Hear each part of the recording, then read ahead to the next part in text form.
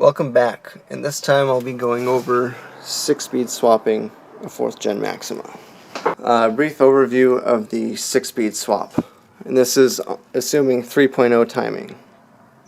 What you're going to need is a 6-speed shifter assembly and shifter cables. You will need a 5.5 Gen passenger side axle.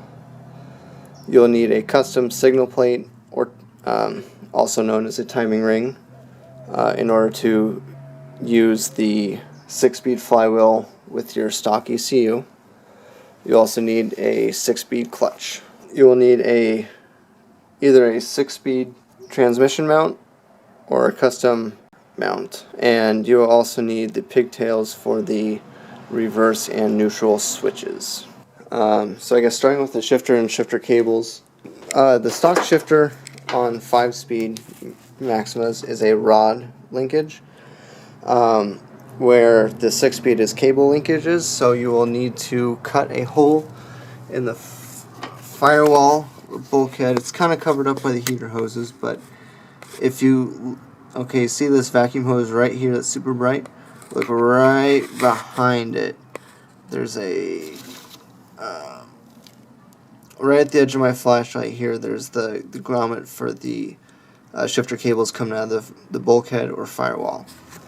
That's a custom, basically a hole that you'll need to cut in there to route the cables out. You'll also want a cover that goes underneath your shifter to protect it from dust, because if you don't, like I did on my personal car, dust and dirt will get in there and then it'll start squeaking on you, and that is super annoying. I guess one thing I should also note is the speed sensor. You reuse your stock speed sensor. In my personal car, I have a transmission with a 4.1 final drive out of a Ultima or a 6th Gen Maxima, and I used a 4th Gen Maxima automatic speed sensor in order to get my speedometer correct. Your mileage may vary. This transmission's a 3.8 final drive out of a 5.5 Gen Maxima, so I don't know how that lines up as far as speedometer goes. So here's the 6-speed transmission. You'll need the 6-speed slave cylinder, and then as long as you're at it, you may as well get a 1-piece stainless steel clutch line, because the stock roller coaster cable is a nightmare to bleed, and it's just extra weight. You'll need a 6-speed starter. In order to use the 6-speed starter, you'll need to crimp on a different type of connector. Yeah, so 6-speed starter is female, and the 4th Gen starter is male. So those need to be flip-flopped. And for that, we just crimped on a new connector. Since it's exposed, we probably should have heat shrunk this too. Let's see. You can reuse your stock 5-speed driver's side axle. That works just fine. But you will want to get a passenger side 5.5 Gen 6-speed axle.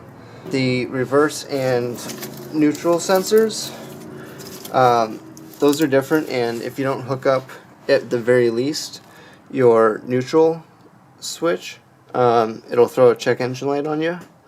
So you'll want to grab those pigtails from your donor engine or the junkyard. Transmission mount.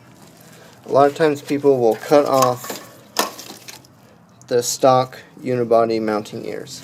Personally, I don't like doing stuff that's not reversible, so I'm actually working on a custom mount that uses a OEM type mount and will bolt to the 6-speed as well as the stock 4th Gen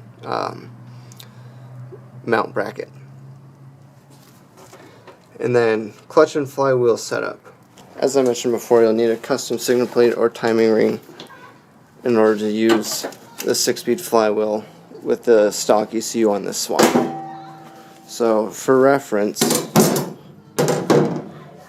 this is both of these are off of a JWT flywheel. So you can see the tooth count's different on the 3.0 signal plate versus the 3.5. So 3.5 uses that crank sensor for both position and reference, whereas the 3.0 is for reference only. and that's what gives you your signal on the tach. This is something that I make and sell.